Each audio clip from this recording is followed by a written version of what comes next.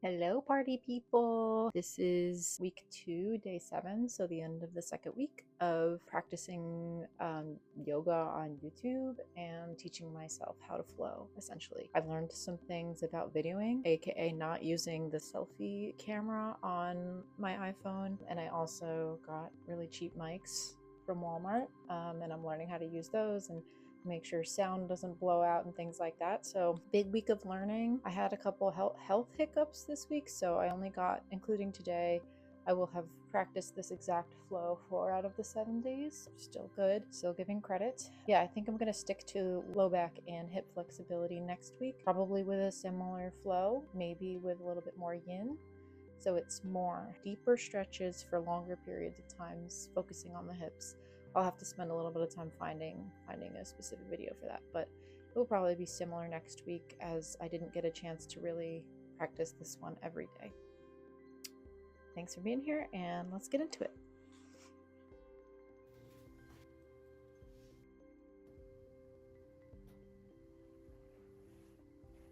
I realized my head was not in the shot fully. Noted for the end of the week. Happens. I'm not a professional content creator.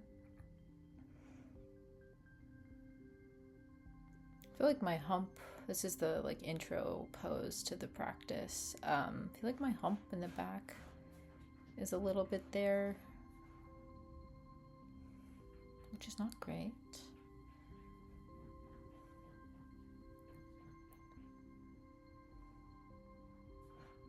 This one is nice. It looks like my legs are really just crisscross, but my right foot is slightly out more, and that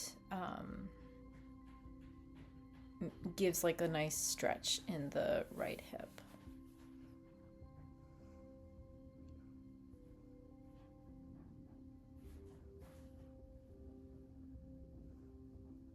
Side stretches are difficult. You want so badly to turn inward when you're stretching. You gotta stay. That's where you really get the stretch if you're trying to stretch the side body. And that one, when you do stay up, you get it in your back shoulder blade and your lower hip of stretching. And then for here, I forgot that this was supposed to be more of a passive pose. Instead, I was reaching for my right foot.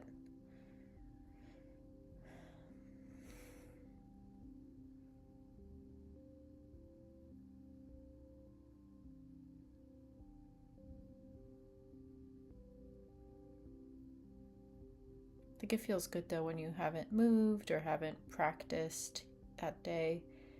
Just making sure that flexibility is still there. I've just spent so long not being able to touch my toes, so.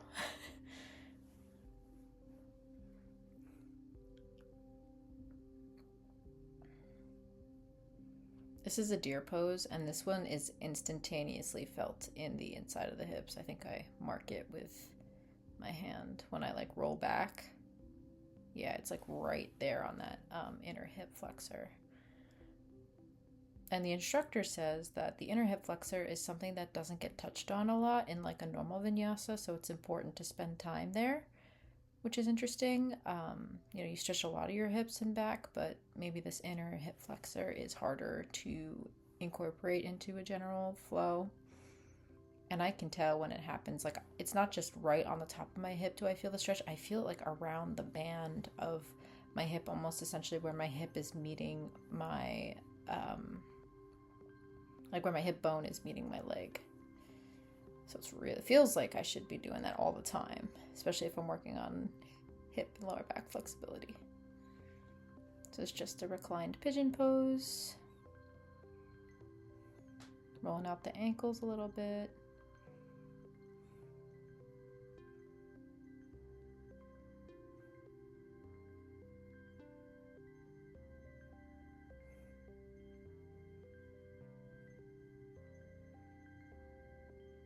Repeat the sequence on the other side.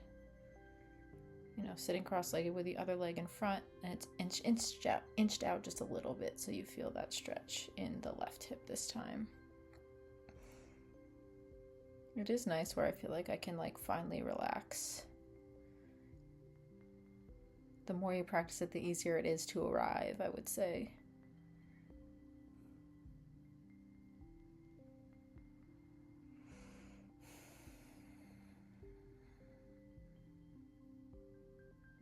And the instructor also says a lot, like, when it comes to hips and backs, you really kind of want to just get to the point where you feel something, but you're not pushing it. It's not about that. I like how when I'm moving through poses, I'm pushing up. I'm using my arms to push up and feel make contact with the ground. Another side stretch. I'm checking, I'm like, oh my God, how am I supposed to do this?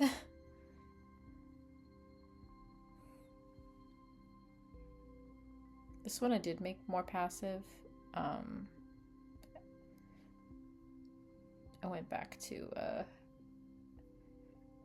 that actually felt very passive, I think. It's when you use the opposite hand of the foot you're stretching out on a side bend, do you feel the stretch? But if you're using the left hand to touch the left toes, it's not as bad.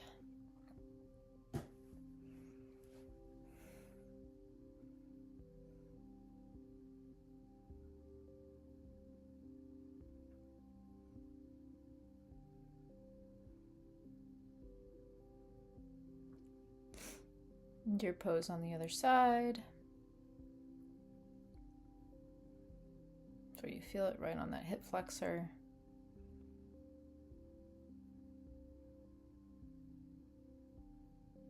I guess it looks like my left hip should be out more, creating more of like 290-degree angles. But honestly, I just feel that stretch so instantly that I'm afraid to push it past that. Like I really have to breathe through it and breathe into it, and even just to hold it down as it is.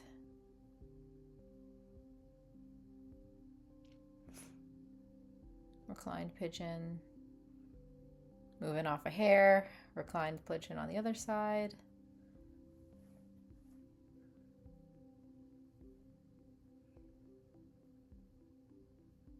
It looks like the foot that's bent and up is in a little bit more of a parallel or perpendicular direction to the camera, and I don't know if that's just the direction of the camera or what, but that looks better. Like my hip is able to push out a little bit more wider in pigeon, reclined pigeon. Yep, constantly doing that to like stretch out the face. Constantly clenched. I do cat and cow because it feels good. It does feel good, but it never gets the lower part of my back that needs to be stretched instantly. I should wash my mat.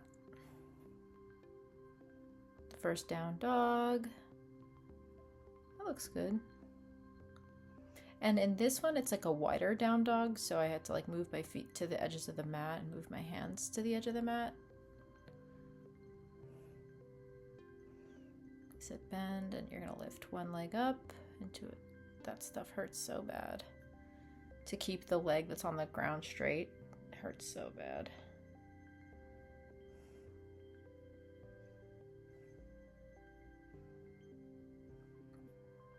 That looks good. It's just supposed to be like a side twist. I guess I really could be pushing out a little bit more.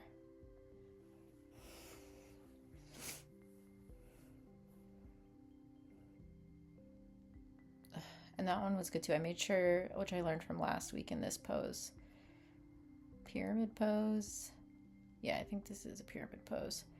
To keep the legs spread out a little more. So my legs look a little bit more spread out, which is good. And I feel that instantaneously up the back of my entire leg. Up the calf, up the thigh, and the ankle. And I try to keep it as passive as possible, and even in the most like hanging out state. Yeah, my back hump is very pronounced. Interesting. But yeah, that one's just really easy to feel. Do a couple more. Oh, what is this called? I always forget this. Thread the needle. My back looks straight in this one. It's good. I'm not sure if you're supposed to have your toes up or your feet down on the tops of your feet down on the mat in a in that pose.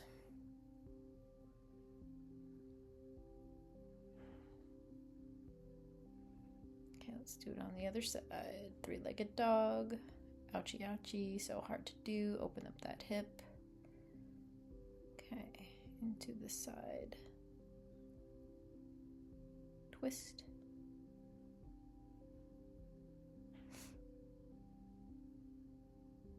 Yeah, I definitely feel it in that ankle, in the front of my right hip or thigh. Hips and thighs are so close, but it's my thigh, not my hip. Right up the back of that. Yeah, man, I look so like I got such a hunch. Maybe it was the fact that I returned back to work and I'm on my computer for 40 hours a week and editing videos now when I'm home and stuff. Something to note.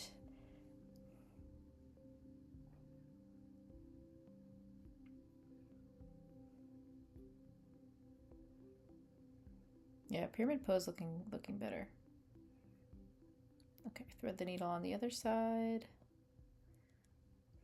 Yeah, the more that the hand that's on top, the one that's not threaded, the more you can push it out, the better stretch you get. But that it does require effort, and I think the instructor suggested this would be a passive twist.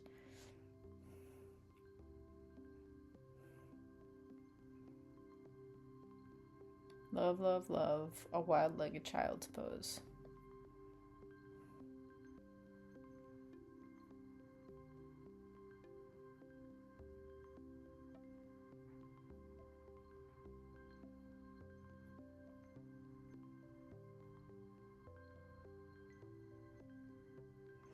This is Happy Baby, I think, and I liked the way that she brought us into Happy Baby. That was good. And I've noticed that I don't automatically feel the sciatica kind of activate in Happy Baby anymore, and that's really cool. Like stretching enough that the instant little shooting pain I get from basically my bum through my the back of my thighs did not activate instantly, which normally does. So I was like anticipating it hurting, but it didn't. And that was awesome. Oh, I think we're getting ready for bridge pose. Yeah. Still very flat body, not like curving upward at the stomach, but maybe that's also, I can't fully tell the angle of the camera, but it still is looking pretty flat. I don't know.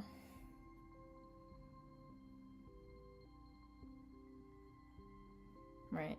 Another reclined pigeon just lying down. Yeah, that one hurts so bad. I feel that went up the entire back of the leg.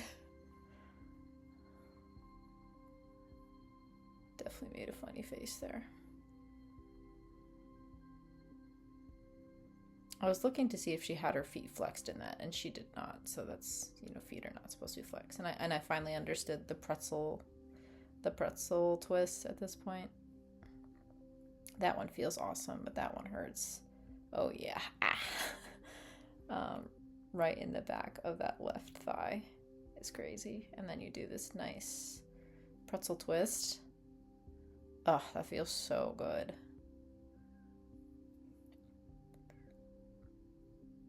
I think when I'm in the right headspace, that feels better than a supine twist.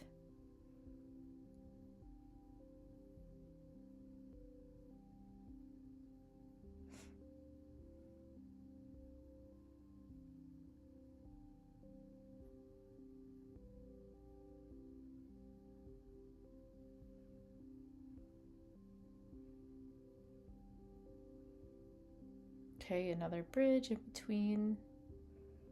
I feel like I'm trying to make it round. And Cassandra, this is a yoga with Cassandra video that I'm practicing with, does a good job at, before you lift up your legs, you make sure to tuck your hip bones up and tuck your stomach inward, and then you lift your thighs for your bridge pose.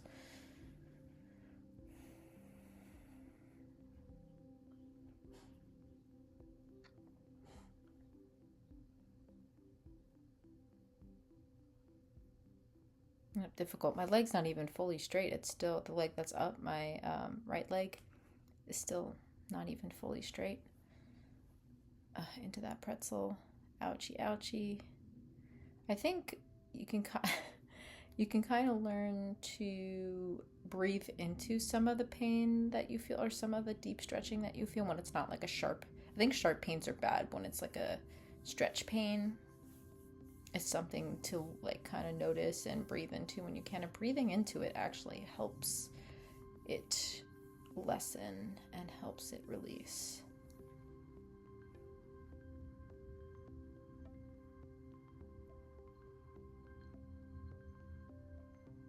Oh, sneezy, bless you.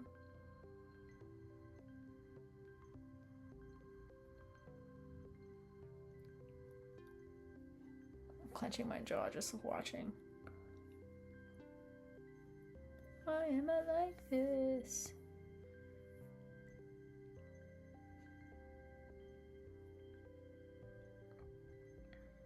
And the instructor does invite practicers or yogis to do a formal shavasana in this, but I've just been doing it with the butterfly pose.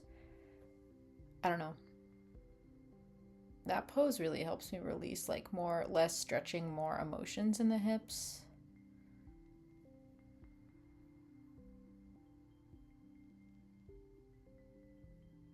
Yeah, that one felt good. Shavasana is such an amazing thing. It's like a giant reward for helping your body and really integrating all the thoughts that you had and all the ways that you moved your body. And yeah, just what a privilege it is to be able to enter that headspace sometimes.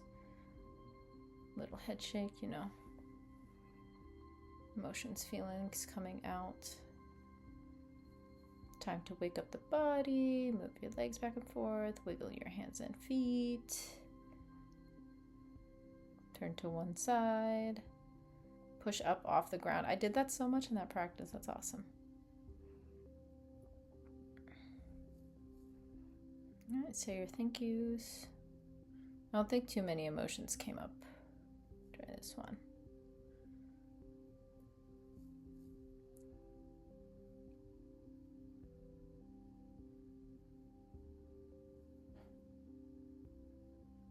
Yeah, it might be the shirt and the angle of the camera that makes my neck hump look pretty pronounced. All right. Okie dokie. That was the end of week 2. I will say in the video, the instructor talks a lot about how when you're dealing with lower back and lower hip stretches and focuses, it really is less is more. And I think I was able to accept that a little bit more this time around. I think in a lot of the poses where you're kind of coming up from the ground, I spent more time feeling my body, like how my hand was touching the floor and how I was really pushing myself up and not rushing to get to the next pose. And I think, that's just a life lesson in general. It's really important. I think I'm learning to slow, like I did the 1 hour vinyasas last week, but the slowness and the depth of these types of stretch routines are really important to feed into the faster paces and things like that. So I'm feeling very grateful right now. For next week, I think I'm going to do something similar, and I hope to see you there. So thanks for being here. Aw, okay, yeah. So there we go. That is the end of the second week. We made it so far, and yep, gonna keep working on those hips and lower back. And then eventually hope to get back into some of the more like power yoga, vinyasa things, and compare that maybe to how it was on the first week. But yeah, thank you. See you soon.